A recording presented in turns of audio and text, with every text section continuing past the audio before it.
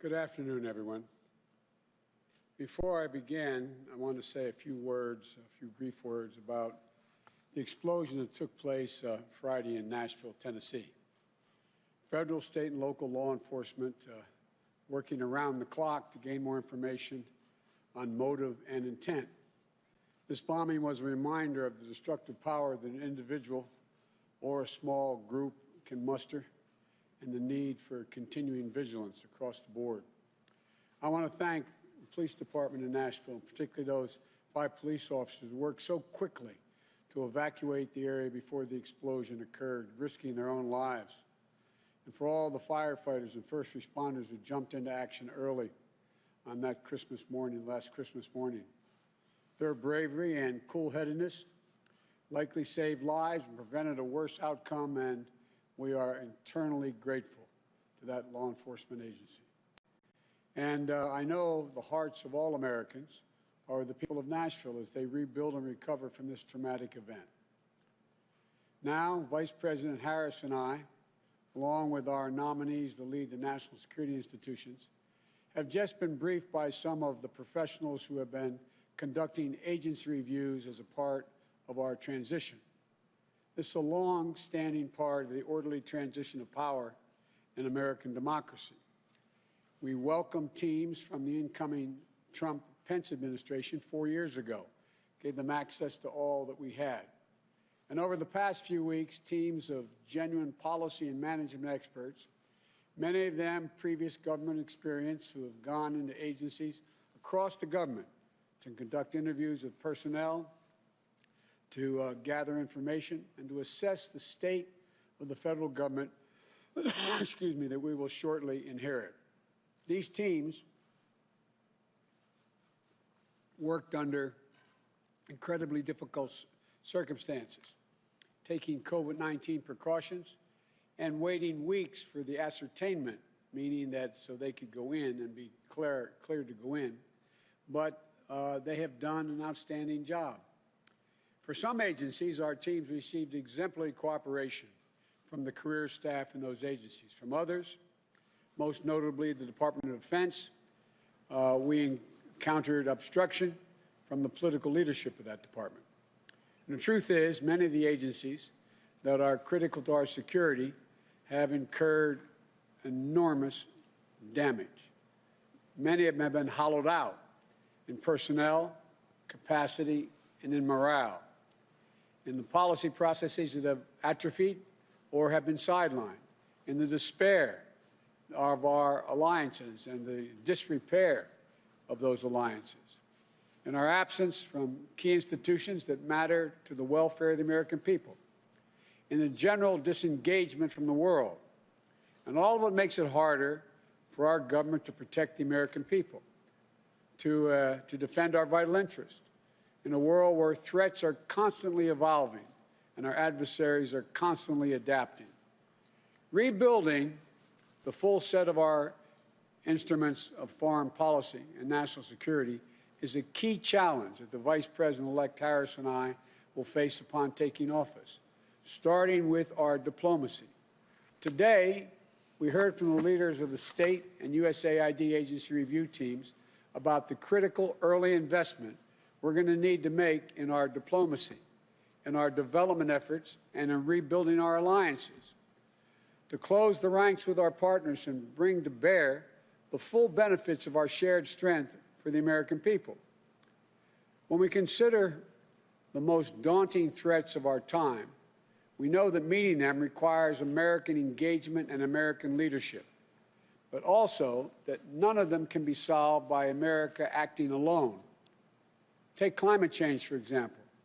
The United States accounts for less than 15% of the global carbon emissions.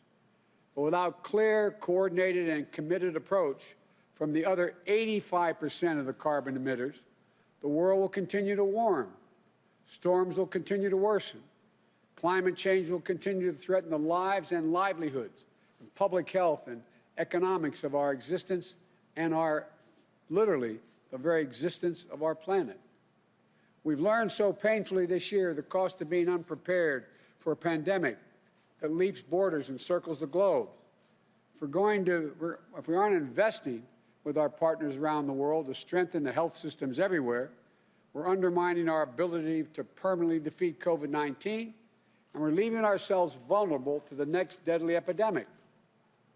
And as we compete with China to hold China's government accountable for its trade abuses, technology, human rights, and other fronts, our position will be much stronger when we build coalitions of like-minded partners and allies that make common cause with us in defense of our shared interests and our shared values.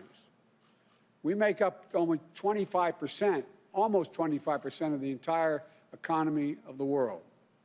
But together with our democratic partners, we more than double our economic leverage.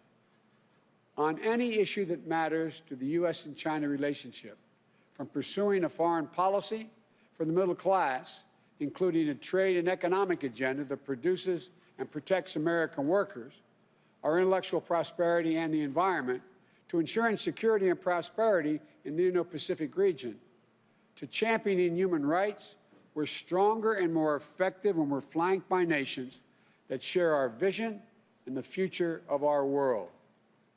That's how we multiply the impact of our efforts and make those efforts more sustainable. That's the power of smart, effective American leadership. But right now, there's an enormous vacuum. We're going to have to regain the trust and confidence of a world that has begun to find ways to work around us or work without us.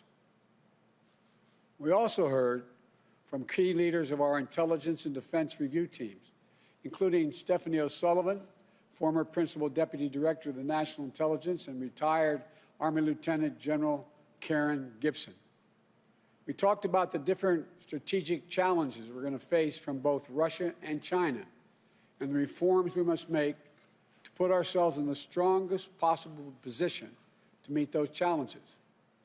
That includes modernizing our defense priorities to better deter aggression in the future, rather than continuing to overinvest in legacy systems designed to address threats of the past. We have to be able to innovate, to reimagine our defenses against growing threats in new realms like cyberspace. We're still learning about the extent of the SolarWinds hack and the vulnerabilities that have been exposed. As I said last week, this attack constitutes a grave risk to our national security. We need to close the gap between where our capabilities are now and where they need to be to better deter, detect, disrupt, and respond to those sorts of intrusions in the future. This is an area where Republicans and Democrats are in agreement, and we should be able to work on a bipartisan basis to better secure the American people against malign cyber actors. And right now, as our nation is in a period of transition, we need to make sure that nothing is lost in the handoff between administrations. My team needs a clear picture of our force posture around the world and our operations to deter our enemies.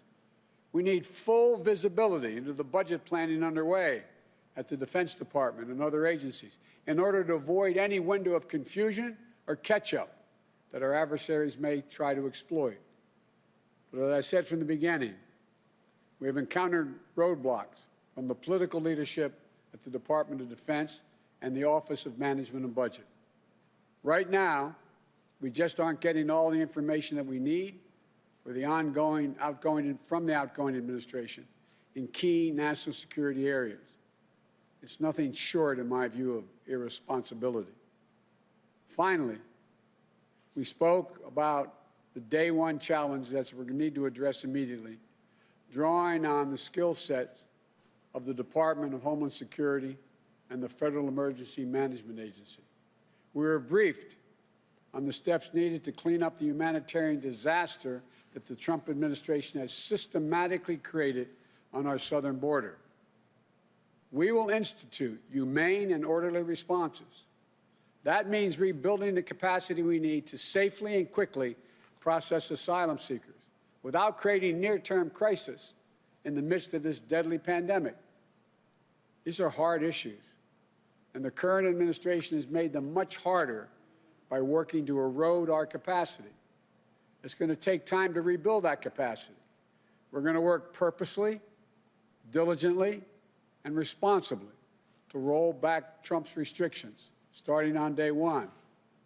But it is not as simple as throwing a switch to turn everything back on, especially amid a pandemic.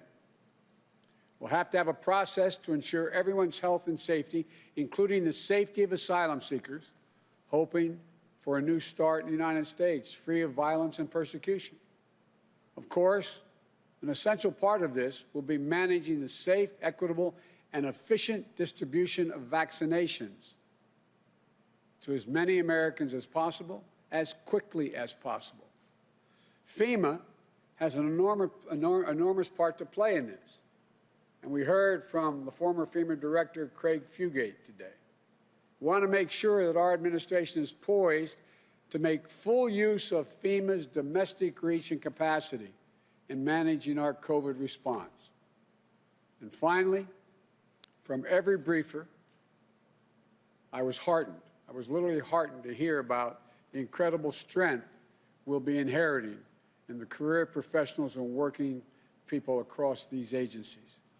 They never stop doing their jobs and continue to serve our country day in and day out to keep their fellow Americans safe, just as they've always done. These agencies are filled with patriots who have earned our respect and who should never be treated as political footballs. I'm looking forward to the honor of working with them again, to asking for their advice and inputs to help shape the best possible policies for all Americans. I want to thank the incredible folks who've served on these agency review teams as part of this transition. They've dedicated their time and energy, their vital experience and expertise to help ensure Vice President Harris and I are ready to hit the ground running. And we look forward to the start of a new year, fresh with hope and possibilities for better days to come, but clear-eyed about the challenges that will not disappear overnight. I want to reiterate my message to the American people.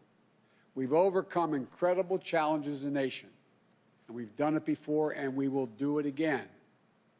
We'll do it by coming together, by uniting after years of pain and loss, a year particularly needed to heal, to rebuild, to reclaim America's place in the world. This is the work that lies ahead of us, and I know we're up to the task. We will champion liberty and democracy once more.